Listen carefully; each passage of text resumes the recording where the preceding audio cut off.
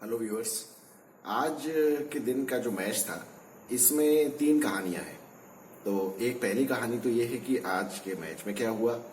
दूसरी कहानी ये है कि इससे फिर अब सेमीफाइनल की सिचुएशन में क्या फर्क पड़ा है, क्या पोजीशंस बनी है और भिखारिस्तान का क्या हुआ। तो और तीसरी बात ये है कि अब सेमीफाइनल में मोस्ट प्रोबेबली अब इंडिया का ही होगा न्यूजीलैंड के साथ मैच। तो उसके लिए क्या हमको देखना चाहिए या अब क्या हो सकता है। तो चलिए पहली स्टोरी के बारे में बात करते हैं। मैच जो होना था वो न्यूजीलैंड के लिए तो बहुत ज़रूरी था, क्योंकि न्यूजीलैंड को आज ना सिर्फ मैच जीतना था बल्कि बहुत बड़े अंतर से भी जीतना था, जिससे कि इनकी नेट रन रेट इतनी ज़्यादा हो जाए कि अब जो बाकी जो दौड़ में जो दो टीमें बची हुई हैं, अफगानिस्तान और भिखारिस्तान, ये दोनों किसी भी हालत में उनको क्रॉस न कर पाए। जैसा कि टॉस किस्मत से इन्होंने जीत लिया और आज हालांकि क्योंकि बारिश का प्रेडिक्शन था तो केन विलियमसन ने कहा भी टॉस जीतने के बाद कि मैं तो पहले बैटिंग इसलिए नहीं कर रहा हूँ क्योंकि बाद में हो सकता है कि बारिश हो जाए तो हमको थोड़ा सा फायदा हो सकता है बाद में। लेकिन हालांकि हुआ ये कि आप ये देखिए कि पूरे जब पिछले 3-4 दिन से और भी बल्कि आज भी जब हम वो इंटरनेट पे हम देख रहे थे वेदर प्रेडिक्शन, तो वो कंटिन्यूस दिखा रहा था कि 5 से 6 बजे तक बारिश पूरी होगी, 90% और 80% उसकी प्रोबेबिलिटी है। और बाद में सेकेंड हाफ में जाके थोड़ा सा खुला मौसम होने की उम्मीद थी। लेकिन आज पूरे दिन में एक बूंद भी पानी नहीं गिरा और अच्छी खासी धूप निकली रही।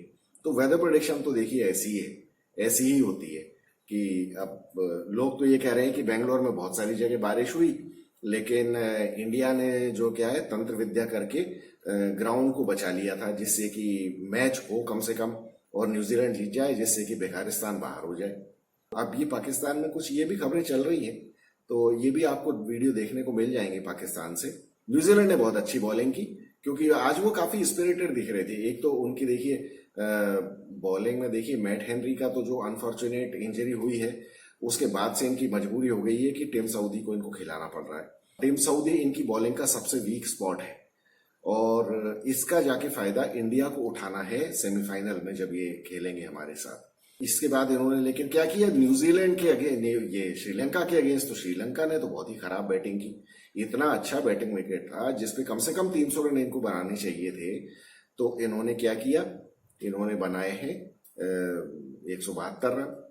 मतलब इस कदर गंदी बैटिंग, और पहला विकेट ही सऊदी को दे दिया। वो तो हालांकि कुशल परेरा का कैच छोड़ दिया टॉम लेथम ने और उसने 50 रन बना दिए।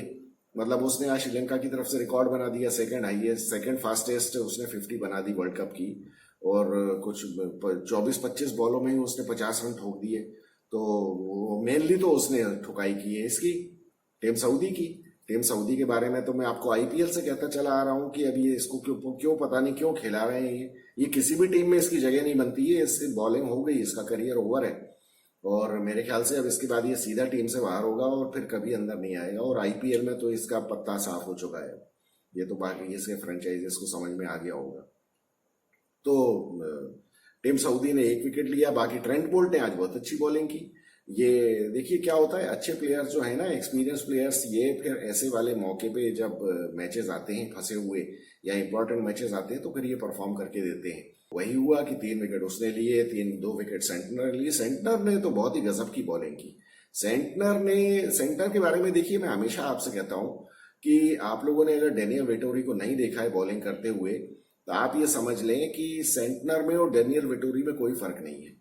बिल्कुल डेनियल वेटोरी भी ऐसी बॉलिंग करता था और जो आज तो कमेंटेटर्स भी वो बात कर रहे थे कि बिल्कुल ऐसा लगता है कि ये बॉल फेंकने के बाद भी उसको कंट्रोल करता रहता है। अपनी मर्जी से उसकी बॉल डिप होती है, अपनी मर्जी से उसकी ट्रेजेक्टरी रहती है।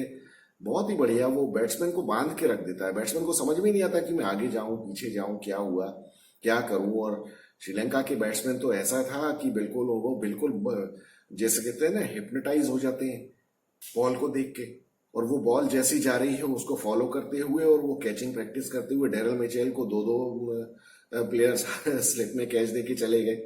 उसने सेंटर में की, फिर 2 रविचंद्र रविंद्रन को भी मिल गए विकेट और 2 ले लिए अपने लॉकी फर्गूसन ने। बाकी तो किसी ने कुछ किया नहीं बैटिंग में। सिवाय वो एक कुशल परेरा के अलावा बाकी कोई भी कुछ नहीं कर पाया। कुशल मेंडिस तो जब से कप्तान बना है दशरथ सनका के इंजरी के बाद, तब से वो उससे रन ही बनने बंद हो गए हैं बिल्कुल।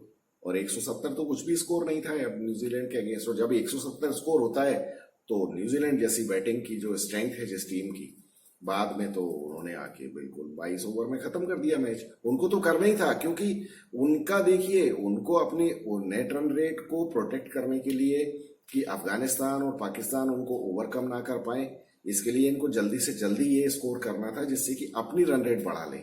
अपनी नेट रन रेट बढ़ा लेंगे तो वो हुआ यही जो अब हमारी दूसरी स्टोरी है। दूसरी स्टोरी ये है कि अब चूंकि नेट रन रेट इतना ज्यादा हो गया है न्यूजीलैंड का कि अब पाकिस्तान के लिए वैसे कोई ज्यादा मुश्किल नहीं है। एक पाकिस्तान को क्या है, अब इंग्लैंड के साथ जो आखिरी मैच है पाकिस्तान का, उसमें पाकिस्तान को इंग्लैंड को सिर्फ 287 रन से हराना है अगर पाकिस्तान पहले बैटिंग करे। तो देखिए उसके लिए भी कोई ज्यादा प्रॉब्लम नहीं है। वो ऐसा है कि उसमें जैसे ये टॉस जीत के पहले बैटिंग कर लें, और पहले बैटिंग करें तो देखिए 300 रन अगर ये बनाएंगे तो फिर तो इंग्लैंड को 13 रन के अंदर ऑल आउट करना पड़ेगा, वो तो पॉसिबल नहीं है। लेकिन हाँ, इनको ऐसा करना चाहिए कि ये लोग 500 रन बनाएं, और 500 रन बनाने के बाद फिर क्या होगा कि 287 रन का डिफरेंस इनको जब चाहिए है, तो इसका मतलब ये है कि फिर ये इंग्लैंड को 213 पे ऑल आउट कर दे, तो ये जम जाएगा। क्योंकि देखिए एक तो पाकिस्तान की तो वर्ल्ड क्लास बैटिंग है। अभी वो फखर जमान जो फॉर्म में आ गया है बिल्कुल, फखर जमान ने तो देखिए 2 मैचेस में ही 18-20 छक्के मार दिए हैं, तो वो मार देगा मेरे ख्याल से 35-37 छक्के वो मार देगा, और बाकी फिर कुछ 12-13 छक्के ये मारेगा अब्दुल्ला शफीक, और फिर बाबर आजम तो खैर छक्के मारता नहीं है। तो बाबर आजम क्या है, वो धीरे धीरे खेलते हुए वो बना देगा 15 बॉलों में कुछ 55 रन। तो इस तरह से ये इन लोगों के 500 रन हो जाएंगे, और 500 रन होने के बाद फिर जो इनके ये जो वर्ल्ड क्लास बॉलिंग है, वर्ल्ड की नंबर 1 बॉलिंग, तो शाहीन अफरीदी ले लेगा 4-5 विकेट, और फिर उसके बाद अपना वो हारिस रऊफ वो ले लेगा 2-3, और स्पिनर को तो ये नहीं खिलाएंगे क्योंकि स्पिनर इनके ठीक नहीं चल रहे हैं। लेकिन इनके फास्ट बॉलर्स तो ये वर्ल्ड क्लास है ना, ये तो कर देंगे। हसन अली भी ले लेगा, और फिर वो उसका अपना वो जो सेलिब्रेशन है वो भी करेगा। तो ये पॉसिबल है पाकिस्तान के लिए। और या फिर अगर क्या है 400 रन भी अगर मान लीजिए बनाए इन्होंने, तो 400 रन के बाद 287 का वो भी हो सकता है कि 113 पे ऑल आउट कर दें ये लोग इनको, इंग्लैंड को। उसमें क्या है कि फिर मतलब थोड़े से ज्यादा विकेट लेने पड़ेंगे, फिर शायद ये इफ्तिखार अपना ये भी विकेट ले लेगा। तो ये मतलब अभी भी कुदरत का निजाम है।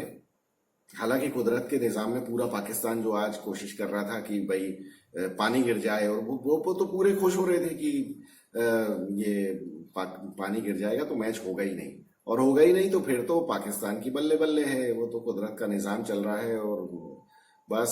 लेकिन मुझे लगता है कि आज इन लोगों ने नमाज वमाज नहीं पढ़ी, नहीं तो पानी तो गिरना बिल्कुल तय था, ये तो पढ़ लेते। तो ये शायद ये साले बिरयानी खाने में लगे हुए हैं, और ये इनको चर्बी चढ़ गई है, तो इस वजह से ये कुछ कर नहीं रहे हैं।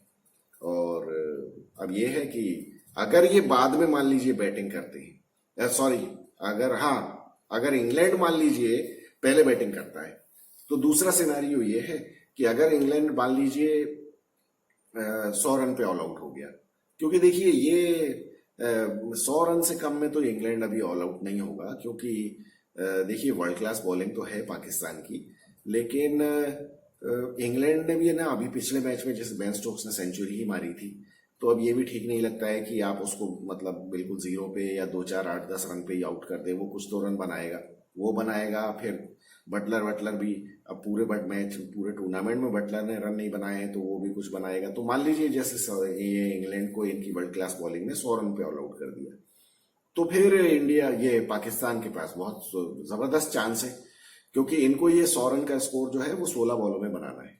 16 ओवर नहीं, 16 बॉल, तो वो कोई प्रॉब्लम नहीं है। वो तो है ना अपना फखर जमान, छक्का स्पेशलिस्ट। तो वो 16 बॉलों में 16 छक्का 96 होते हैं, तो 96 हो जाते हैं। फिर दो चार तो वाइड भी मिलेंगी और एक आध नो बॉल भी मिल जाएगी, तो उस पे छक्का चौका मार के हो जाएगा बराबर। तो अभी पाकिस्तान को बिल्कुल अपना दिल छोटा करने की जरूरत है नहीं।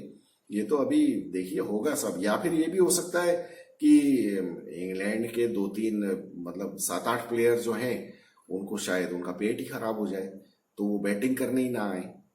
तो ये कुछ भी हो सकता है। अभी तो देखिए पाकिस्तान में क्या क्या कहानियां चलने वाली हैं कि ये सब ये पाकिस्तानी चूरन है, जो ये पाकिस्तानी लोग आपस में एक दूसरे को घोल के पिलाते रहते हैं। और प्रैक्टिकली तीसरी कहानी हमारी ये है कि न्यूजीलैंड सेमीफाइनल में पहुंच गया है, और ये भिखारियों की जो औकात थी ये उसी पे आ गए हैं। हालांकि एक अफसोस की बात है मुझे, जो अफगानिस्तान ने ऑस्ट्रेलिया को ना हरा के ये जो गलती की है, जो इतनी बड़ी ब्लंडर की थी इन्होंने ऑस्ट्रेलिया के साथ, ये ग्लेन मैक्सवेल से हार गए मैच। अगर वो नहीं हारे होते तो मैंने जो वर्ल्ड कप के पहले प्रोडिक्शन की थी वो बिल्कुल सही हो जाती। ये मेरी प्रोडिक्शन अफगानिस्तान ने गलत करवाई है। क्यों? वो भी इसलिए नहीं कि पाकिस्तान को तो इन्होंने पीटा, लेकिन ये ऑस्ट्रेलिया से इनको नहीं हारना चाहिए था। अगर ये ऑस्ट्रेलिया से जीत जाते तो पाकिस्तान पक्का इस पूरे वर्ल्ड कप में 6ठे नंबर पे ही आता। मैं पहले से कह रहा था कि ये 5वें नंबर पे नहीं आएंगे, ये 6ठे नंबर पे आएंगे। ये सेमीफाइनल तो इनका किसी हालत में पहुंचना पॉसिबल ही नहीं था, लेकिन ये 5वें भी नहीं 6ठे नंबर पे आना चाहिए था इनको। और एक्चुअली ये इनकी औकात यही है, ये अफगानिस्तान से ऊपर डिजर्व नहीं करते हैं। अफगानिस्तान ने बहुत अच्छी क्रिकेट खेली है। ये पूरा पाकिस्तान ये बोल रहा था, जब आपको याद है मैंने पहले भी वीडियो में कहा है कि जब इनका पहला मैच नीदरलैंड और दूसरा श्रीलंका से हुआ, तब ये लोग इतने ज्यादा खुश हो गए थे, पूरा पाकिस्तान नाचने लगा था, बल्ले बल्ले और अल्लाह अकबर कि अरे वाह क्या गजब का ड्रॉ निकला है कि हम तो पहले ही 2 मैच जीत जाएंगे, और फिर उसके बाद जब इंडिया से हमारा मैच होगा तो इंडिया तो बहुत प्रेशर में होगा, क्योंकि हमारे तो 4 पॉइंट होंगे और इंडिया का 0 होगा। इंडिया ने क्या किया ये तो सबने देख ही लिया। लेकिन ये बिना मूछ वाले दाढ़ी बढ़ाए हुए, अब ये जाहिल लोग हैं, इनको क्या है कि इनको इनको कुछ करना नहीं है। इनको बस अपना पिछवाड़ा उठा के और बस इंडिया को कोसना है और कुछ भी नहीं करना है। ये किसी लायक नहीं है। ये मैं हमेशा से कहता हूं कि ये लोग डिजर्व नहीं करते कि इनको क्रिकेट की फील्ड के आसपास भी घुसने फटकने दिया जाए। ये इनको बोलो कि तुम बस नमाज पढ़ो और तुम्हारे बस का कुछ है नहीं, तुम और कुछ कर नहीं सकते। और वहां यूट्यूब इनके चैनल्स हैं और टीवी चैनल्स हैं, वो सारे के सारे ये बात करते मुसलमान होने की, सारे शराब पी के वहां प्रोग्राम करते हैं। तो वो उटपटांग बातें करते हैं। और इंडिया की नफरत में वो मोहम्मद हफीज कहता है कि कोहली सेल्फिश है, तो वो हसन रजा कहता है कि ये तो इनको बॉलें दूसरी दी जा रही हैं। और वो उधर वो 15,000 पाउंड लेके नो बॉल फेंकवाई थी सलमान भट्ट जो चोर, वो अब उसका अभी देखिए कि वो ये कह रहा था उससे कि अगर किसी तरह न्यूजीलैंड या पाकिस्तान सेमीफाइनल में पहुंच गया तो भाईजान पाकिस्तान को कमजोर मत समझिए आप, कुछ भी हो सकता है। अरे तुम्हारी ऐसी की तैसी, तुम्हारा कुछ भी नहीं हो सकता है। तुमको ये पता नहीं है, तो अभी पता चलेगा जब अगले 2 साल के अंदर तुम क्वालिफाइंग राउंड्स खेलोगे। तुम्हारी यही औकात है, और तुम सारे के सारे चोर हो और करप्ट लोग हो, और तुम्हारे शहबाज शरीफ से लेके और इमरान खान तक सारे चोर हैं। तो इसी वजह से तुम्हारी ये हालत है। और बाकी तो अभी तुमको हम देख लेंगे। अभी तो तुम्हारा क्रिकेट खत्म हुआ है। अभी चैंपियंस ट्रॉफी की ये लोगों को बड़ा ये लग रहा है। अच्छा ये कुछ भी हो, ये इन लोगों को ये पता नहीं है कि चैंपियंस ट्रॉफी पाकिस्तान में होगी नहीं। ये होस्ट भले बने रहे, जैसे कि इस बार एशिया कप के होस्ट थे ये, लेकिन एशिया कप पाकिस्तान में नहीं हुआ। वैसा ही ये होगा, चैंपियंस ट्रॉफी के होस्ट ये रहेंगे, और हो सकता है चैंपियंस ट्रॉफी हो रही हो साउथ अफ्रीका में, होस्ट पाकिस्तान। क्योंकि पाकिस्तान में चैंपियंस ट्रॉफी होगी नहीं। तुम पाकिस्तानियों, तुम्हारी तो अभी बहुत दुर्गति होने वाली है, तो अभी देखते जाओ तुम। अच्छा now coming back to the third story, कि अब न्यूजीलैंड के साथ इंडिया का सेमीफाइनल बॉम्बे में होगा, मुंबई में। तो अब यहां पे देखिए न्यूजीलैंड की जो टीम है ना, न्यूजीलैंड की टीम की बॉलिंग और बैटिंग दोनों ही काफी अच्छी है। न्यूजीलैंड को हम किसी भी हालत में लाइटली नहीं ले सकते। हमने भले लीग मैच में उनको हराया है, बाद में बैटिंग करके हमने स्कोर किया, सब कुछ किया, लेकिन अभी देखिए मौसम थोड़ा सा चेंज हो गया है।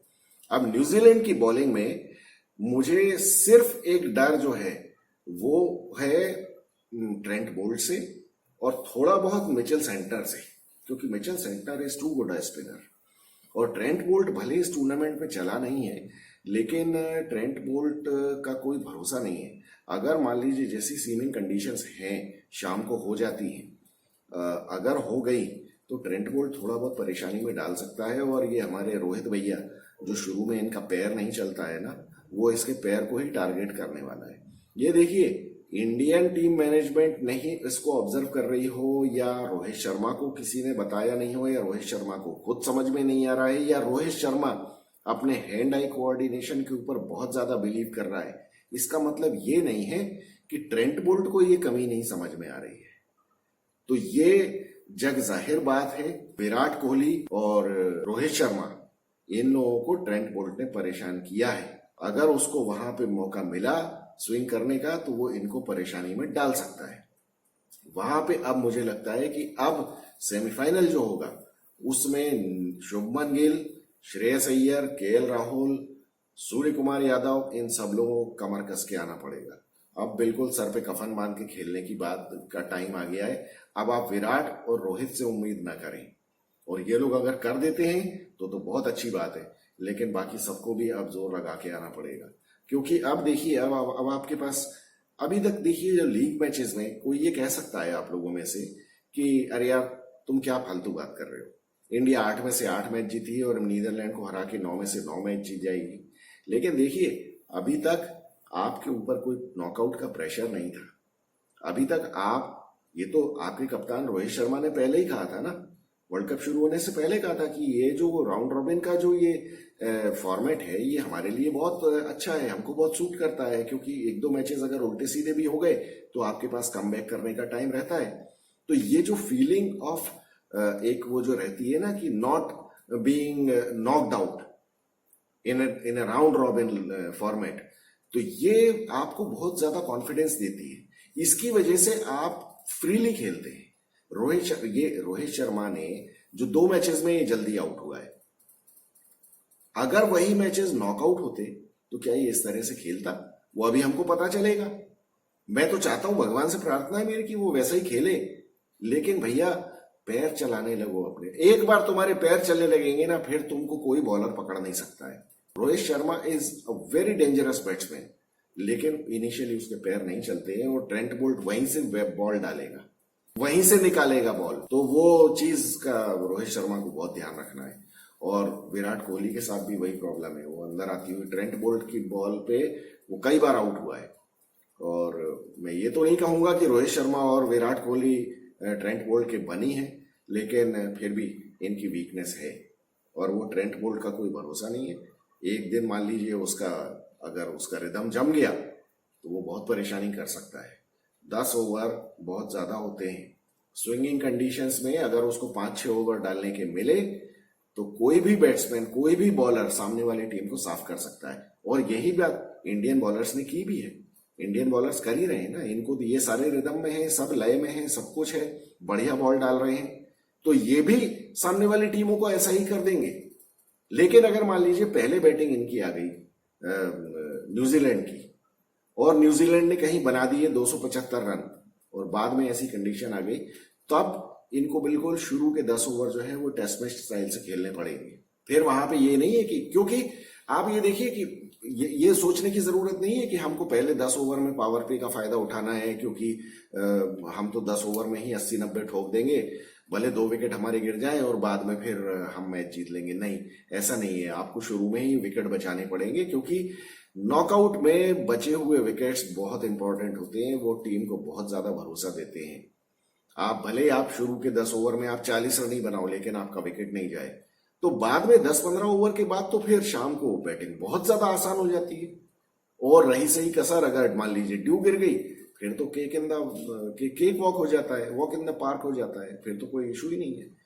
तो मेरी तो सलाह यही रहेगी कि बहुत संभल के खेलने की जरूरत है, बिल्कुल भी कॉम्प्लेसेंट होने की जरूरत नहीं है, जो कि मुझे उम्मीद है कि कॉम्प्लेसेंट नहीं होगी इंडियन टीम।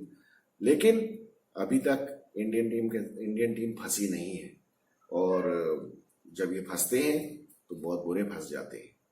तो अब चलिए फिंगर्स क्रॉस्ड।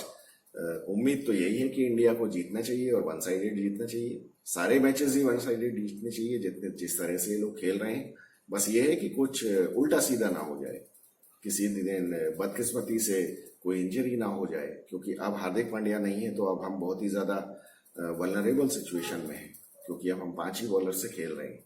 और अगर कुछ उल्टा सीधा किसी का पैर हिल गया, कुछ हो गया, मसल पुल हो गया, तो बहुत बड़ी प्रॉब्लम हो सकती है। मैच के पहले हो जाए तो चलिए आप रिप्लेसमेंट ले सकते हैं, लेकिन ड्यूरिंग द मैच हो गया तो आपको 5 बॉलर पूरे करने मुश्किल हो जाएंगे।